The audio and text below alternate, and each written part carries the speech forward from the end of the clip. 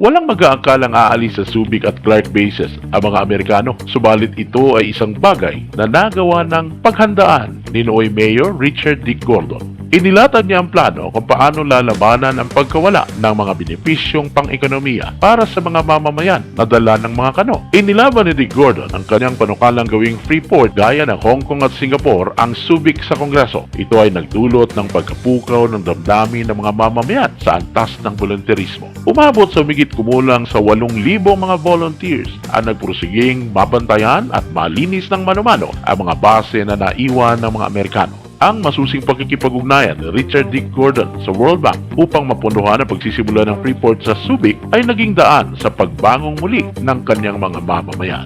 Mula sa mga volunteers hanggang sa isang Richard D. Gordon ay ipinanganak ang SBMA o Subic Bay Metropolitan Authority. Nakilala ang isang Richard D. Gordon sa buong Pilipinas bilang kauna-unahang naging pinuno ng SBMA. Sa unang taon ay nagwagi ang SBMA bilang Destination of the Year at sa ikatlong taon nito ay di na umasa pang Freeport ng pondo mula sa gobyerno. Lumobo sa higit 3 bilyong dolyar ang investment sa SBMA na nang malaon ay nagbigay ito ng higit 90,000 jobs sa mga kababayan natin. Naging pinakamalaking export zone ang SBMA sa buong bansa dahilan upang ito ay dalawin ng iba't ibang mga leader mula sa iba't ibang mga nasyon.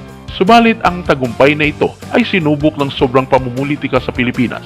Samot-saring mga bato ng akusasyon ng layunin ay igupo ang paninindigan ni Richard Gordon, bagay na ikinabigo ng mga kritiko nito.